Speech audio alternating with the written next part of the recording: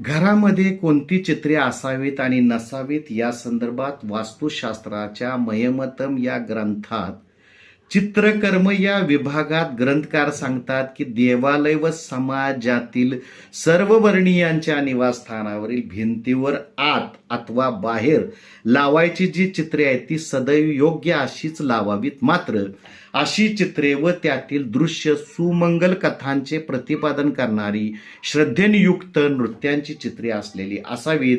अशी चित्रकर्म असलेली घरे समाजातील सर्व लोकांना सुख समृद्धीदायक ठरतात असं म्हटलेलं आहे. तर कोणती चित्रे नसावीत या संदर्भात मयमतमकार सांगतात. संग्रामम मरणम दुःखम देवासुर कथान्वितम नग्नम तपस्वी लीला चाभव्याधीन योजयत. आता संग्रामम म्हणजे अर्थात युद्धाची चित्रे. उदाहरणार्थ युद्धभूमी सुरू असताना अर्जुनाच्या रथाचे सारथ्य करताना असणाऱ्याचे एक चित्र आहे बघा. आणि दुसरं चित्र आहे तीही युद्धभूमीवरचं चित्र आहे, पण युद्धभूमीवर प्रत्यक्ष भगवान अर्जुनाला भगवद्गीता सांगतानाचे चित्र आहे. आता पहिलं चित्राऐवजी हे दुसरं चित्र आपण घरात लावायला काहीच हरकत नसावी असं मला वाटते भगवद्गीता सांगतानाच. दुसरं जे आहे ते मरणम म्हटलंय की मृत्यूचे प्रसंग असणारे चित्रे. आता उदाहरणार्थ गौतम बुद्धांनी पाहिलेली प्रेतयात्रा किंवा युद्धभूमीवर मरणाची वाट पाहत असलेले शरपंजरी पडलेले भीष्माचार्य यांचे एक चित्र आहे बघा. अशी चित्र लावून काय आपल्याला त्याचा बोध होणार आहे किंवा काय आनंद होणार आहे, तर अशी चित्र असणं योग्य नाही.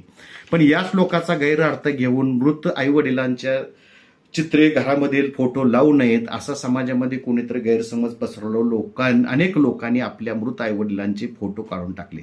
आपल्या भारतीय संस्कृतीमध्ये मातृदेवोभव पितृदेवोभव असं म्हटलेलं असताना एक वेळ देवाला नाही नमस्कार केला तर चालेल, पण आपल्या आईवडिलांना देव मानून नमस्कार करावा असं सांगितलेलं असताना त्यांचे घरामध्ये फोटो लावू नयेत असं कोणतं शास्त्र सांगेल का हो? तर मरणम याचा अर्थ मरण सदृश्य चित्रे, अशी चित्रे किंवा मृत्यूच्या समयी काढलेले फोटो किंवा प्रेत यात्रेचे फोटो आपण म्हणू, असे फोटो आपण घरामध्ये लावणे योग्य नाही. पण पूर्वी जिवंत असतानाचे चांगले छान स्थितीतील काढलेले फोटो घरामध्ये लावायला काहीच हरकत नाही. अर्थात पूर्वजांच्या फोटोची माळच्या माळ लावणे हे योग्य नाही. पण आपण ज्या व्यक्ती जिवंत पाहिलेले आहेत त्यांचे फोटो लावायला काहीच हरकत नसावी असं मला वाटते. आता दुःखम म्हणले संग्राम मरणम दुःखम. आता दुःखद किंवा उदास भाव असणारी चित्रे आपण काही ठिकाणी बघतो बघा. चिंतातुर स्त्रीचे चित्र, अनेक चित्रे असे काही घरामध्ये लावली असतात. तर अशा पोस्टरमुळे आपल्याला काय आनंद मिळणार आहे? देव असुर कथान्वितम असं म्हटलंय बघा. देव आणि असुरांच्या राक्षसांच्या कथा असलेली काही चित्र आपण बघतो. उदाहरणार्थ अहिल्याची फसवणूक ज्या इंद्राने केली किंवा विश्वामित्राची तपसाधना मेनकेबोळ भंग झाली, अशा चित्रामुळे आपल्याला काय बोध मिळणार आहे ह्या चित्रांच्यामुळे. त्यामुळे अशी चित्र पण असणं योग्य नाही.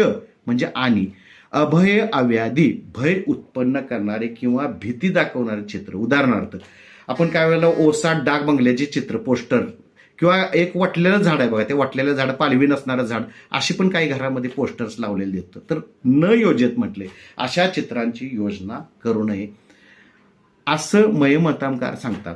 शेवटी ग्रंथात हेही सांगितलेले की ज्यांना अशा प्रकारचे एखादं चित्र आवडलं असेल तर ते त्यांच्या घरामध्ये ते लावू शकतात असंही म्हटलेलं आहे. यावरून असं लक्षात येते की असा अठ्ठास कुठेही ग्रंथात केलेला नाही. हा किती मोठा विचार आहे बघा. पण समाजामधील काही मंडळी आपणच फार विद्वान आहे असं दाखवून अनेक चित्रांच्या संदर्भात समाजामध्ये उगीच संभ्रम निर्माण करून समाजामध्ये भिस्ती पसरून शास्त्राला बदनाम करताना दिसतात. तर असो, धन्यवाद.